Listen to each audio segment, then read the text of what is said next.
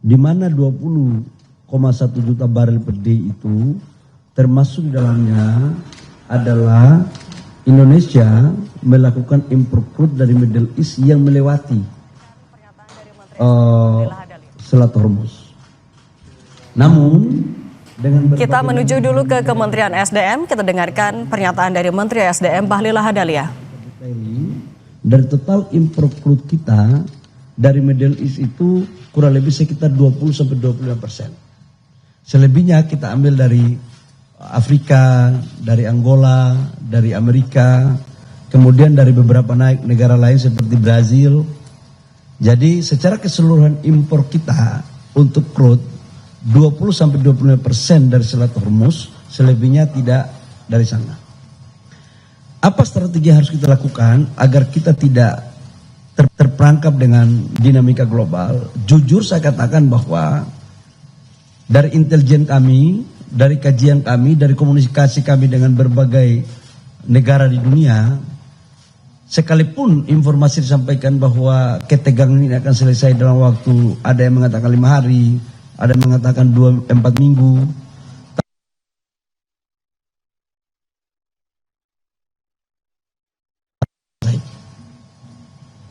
Sekali lagi saya katakan bahwa ketegangan ini tidak bisa kita meramalkan kapan selesai. Bisa cepat, bisa lambat. Nah, dalam rangka itu kami mengambil alternatif terjelek. Katakanlah ini lambat. Maka apa skenarionya? Skenarionya adalah sekarang ini untuk crude yang kita ambil dari Middle East, sebagian kita alihkan untuk ambil di Amerika. Supaya apa? Ada kepastian ketersediaan crude kita. Yang kedua, impor kita kan untuk solar kan udah selesai. Yang kita impor sekarang bensin. RON 90, 93, 95, 98.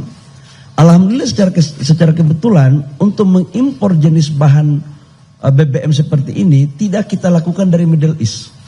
Tapi kita lakukan dari negara-negara di luar Middle East, termasuk dalamnya adalah Asia Tenggara.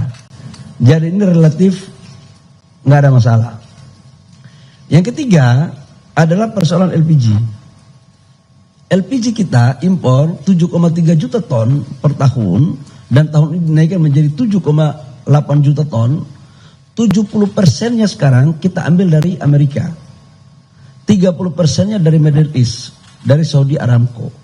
Kita tahu bahwa dari informasi dinamika ketegangan di Timur Tengah juga terkait dengan Saudi Aramco, itu juga kena kemarin dinamika di sana. Maka alternatifnya adalah kita switch lagi supaya kita tidak mau ambil risiko. Sebagiannya kita switch lagi untuk kita belanja di negara yang tidak ada kaitannya dengan Selat Hormuz. Yang ketiga, yang keempat adalah pasti dampaknya kepada persoalan harga. Kita tahu bahwa di dalam APBN kita harga ICP itu $70 per barel. Dan sekarang sudah naik menjadi 78 sampai $80 per barel.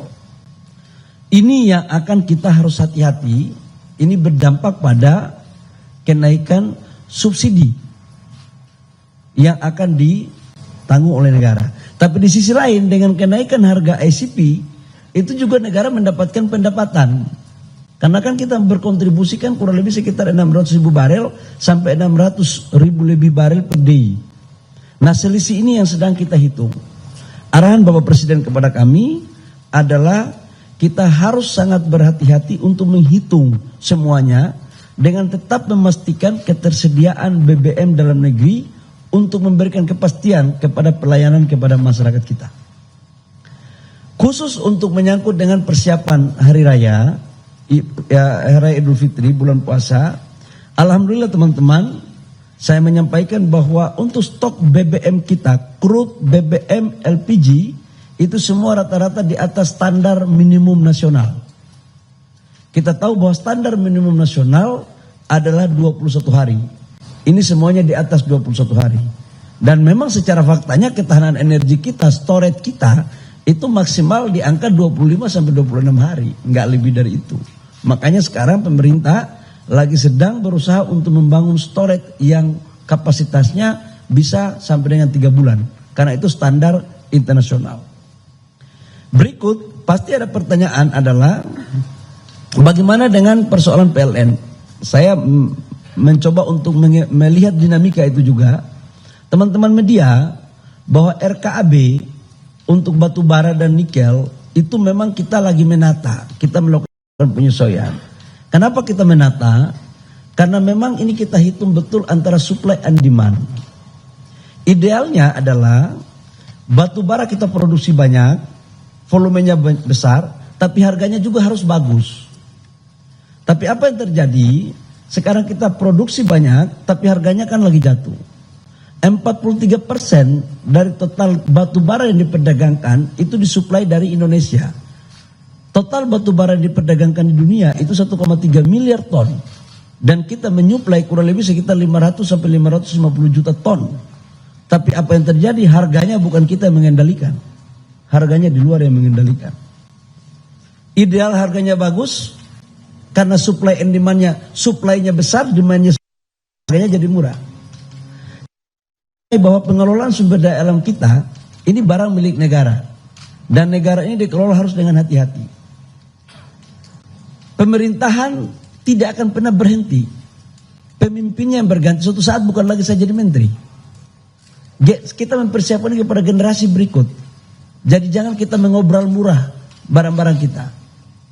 Nah, kaitannya dengan itu, dengan kita melakukan penataan terhadap RKAB, dengan memprioritaskan untuk memaksimalkan memenuhi kebutuhan nasional, termasuk dalamnya adalah kebutuhan PLN. Untuk kebutuhan PLN, teman-teman media dan seluruh rakyat Indonesia, saya memastikan bahwa sampai dengan bulan Maret, April, no issue. Karena kita mengikuti terus perkembangan kebutuhan batubara terhadap PLN. Dengan tetap memperhatikan kualitas dan harga yang ekonomis. Ini yang sekarang kita lagi tata. Tujuannya apa? Agar jaminan pasokan dalam negeri bisa kita pastikan tersedia. Tapi juga harga juga bagus, supaya pengusaha juga bisa dapat harga yang baik. Tapi juga mampu kita mengelola sumber daya alam kita dengan berkesinambungan yang baik. Kita harus menjaga ini agar anak cucu kita yang suatu saat akan memimpin negara ini juga, mereka harus juga bisa melanjutkan dengan baik. Lingkungan kita juga harus melakukan dengan baik. Tidak boleh kita melakukan penambangan dengan jor-joran tanpa memperhatikan nilai yang baik dan lingkungan yang baik. Saya pikir itu beberapa hal penting yang perlu saya sampaikan pada kesempatan yang berbahagia ini terkait dengan hasil rapat Dewan Energi Nasional yang diperintahkan oleh Bapak Presiden sebagai Ketua Umum Dewan Energi Nasional kepada kami untuk mampu menjabarkan, membuat hal-hal yang penting strategis untuk keberlangsungan dan stabilitas energi nasional kita. Silakan kalau ada yang mau ditanyakan.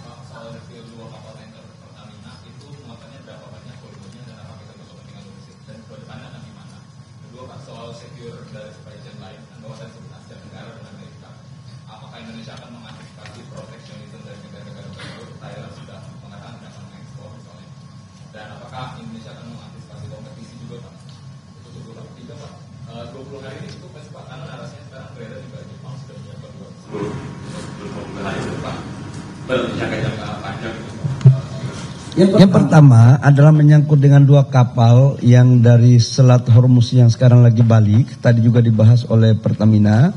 Kita lagi upaya diplomasi agar ada cara yang lebih baik untuk mereka bisa dikeluarkan. Andaikan pun itu tidak dikeluarkan, kita sudah cari alternatif untuk mencari sumber crude dari yang lain. Dan sudah dapat. Kita sudah dapat. Jadi saya pikir itu tidak menjadi sesuatu yang itu problem. Pemerintah mengakui ada 20-30% minyak kita yang diimpor melalui lewat Selat Hormuz, namun karena tidak bisa diprediksi kapan eskalasi ini akan berakhir, sehingga pemerintah menyiapkan beberapa skenario untuk memastikan ketersediaan di dalam negeri. Salah satunya adalah dengan mengalihkan sumber impor dari Amerika Serikat maupun negara Asia Tenggara.